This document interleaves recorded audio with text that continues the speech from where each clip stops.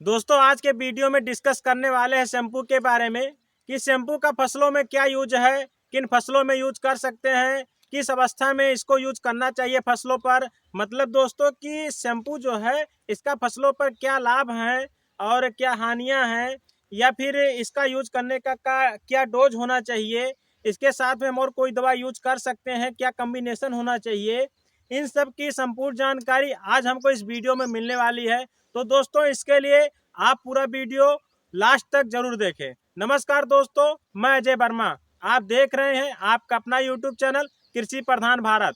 दोस्तों अगर आपने अभी तक चैनल को सब्सक्राइब नहीं किया है तो प्लीज़ चैनल को सब्सक्राइब करें और पास ही बेल आइकन घंटी को भी ऑन कर दें, जिससे हमारी आने वाली नई अपडेट आप तक फटाफट पहुंचती रहे।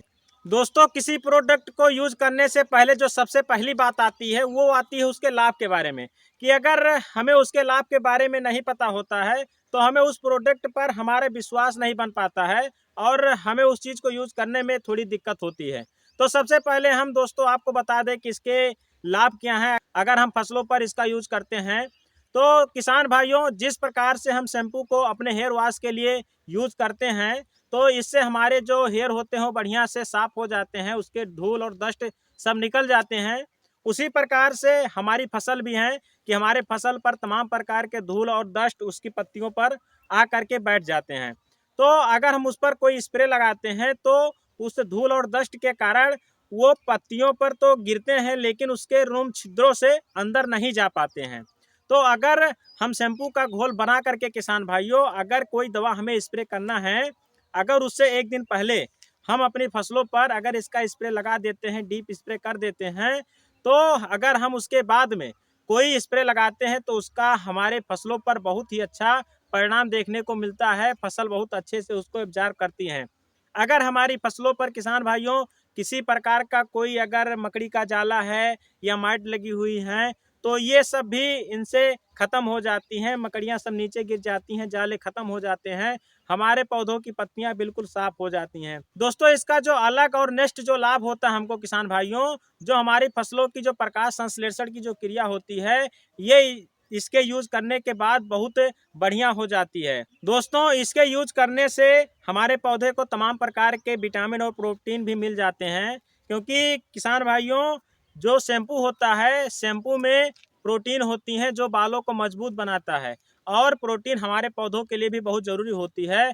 तो अगर आप इसका यूज अपने फसलों पर करते हैं तो बहुत ही अच्छा रिजल्ट देखने को मिलता है। किसान भाइयों ये हमारी फसलों पर एक प्रकार से टॉनिक का भी काम करती है। अगर हम एक बार अपने फसलों पर इसका यूज करेंगे तो हमको इसका बहुत ही अच्छा रिजल्ट देखने को मिलेगा। अब अगली जो बात आती है वो बात आती है किसान भाइयों कि हम किन किन फसलों पर इसका यूज कर सकते हैं। तो पहले तो आप किसान भाई अनाज वर्गीय जितने भी फसल हैं, चाहे धान हो गया, गेहूं हो गया, सरसों हो गया, मक्का हो गया या फिर बाजरा हो गया, इस प्रकार की किसी भी अनाज वाली फसलों पर किसान भाइयों आप इसका यूज कर सकते हैं।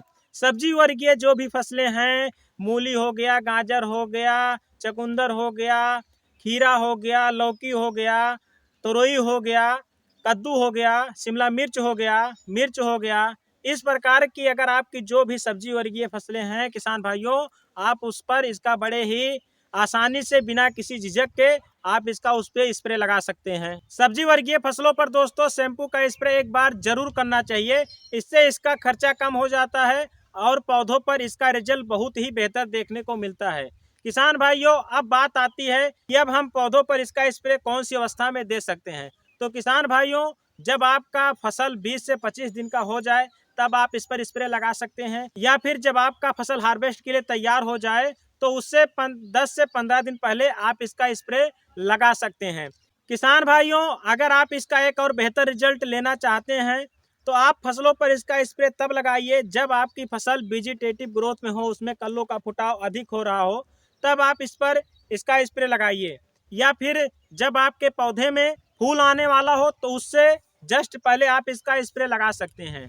या फिर जब आपके पौधों में फल बन रहे हों तब आप उस समय इसका स्प्रे लगाइए, तो आपको इसका परिणाम और इसका जो रिजल्ट निकलेगा बहुत ही अच्छा देखने को आपको किसान भाइयों मिलेगा। अब हम दोस्तों बात कर लेते हैं इसके परफेक्ट डोज की। तो किसान भाइयों आप 2 ml प्रति लीटर के हिसाब से इसको ले सकते हैं और इसका स्प्रे लगा सकते हैं। अगर आप इस प्रकार से 1 रुपए की पाउच लेते हैं तो आप इसको 2 लीटर पानी में 1 पाउच का उपयोग कीजिए। मतलब अगर आप 100 लीटर पानी ले रहे हैं तो इस प्रकार से 1 रुपए की जो पाउच आती है आप इसकी 50 पाउच लें, तो ये हमारा परफेक्ट डोज होगा। आप इस प्रकार से घोल बना करके स्प्रे आप अपने पौधों पर कर सकते हैं।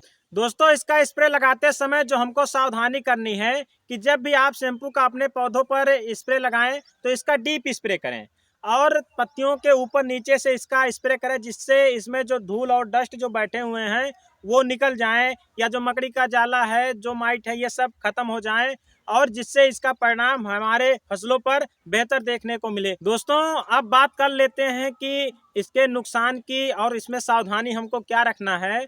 तो आपको जब भी इसका स्प्रे लगाना हो, आप इसे किसी इंसेक्टिसाइड या पेस्टिसाइड के साथ में यूज ना करें। नहीं तो अगर आपके फसलों पर इसका कहीं पर ज़्यादा डोज हो जाएगा तो आपकी फसलों पर स्क्रैचिंग की समस्या देखने को मिल सकती है। आप इसे किसी यूरिया के साथ में या किसी और अन्य उर्वरक के साथ में ना ही लगाएं। किसान भाइयों, आप इसको किसी भी स्टिकर के रूप में मत प्रयोग कीजिए, नहीं तो आपके फसलों पर इसका नुकसान देखने को मिल सकता है। मेरे भाइयों, अगर आप इसका बेहतर रिजल्ट पाना चाहते हैं तो आप इसको सिंगल ही इसका स्प्रे लगाइए, बहुत ही बेहतर रिजल्ट आपको देखने को मिलेगा। किसान भाइयों, अगर इससे जुड़ी आपकी और कोई अन्य क्वेरी है तो आप हमें कमेंट कर सकते हैं। अगर यह जानकारी आपको बेटर लगी है तो आप अपने और अन्य तमाम किसान भाइयों के साथ शेयर करिए और चैनल को भी सब्सक्राइब कर लीजिए, साथ ही बेल आइकन घंटी को भी ऑन कर दीजिए।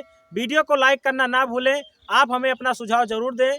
फिर मिलते हैं इसी प्रकार से एक नई जानकारी के साथ। तब तक के लिए धन्यवाद। जय जवान जय किसान।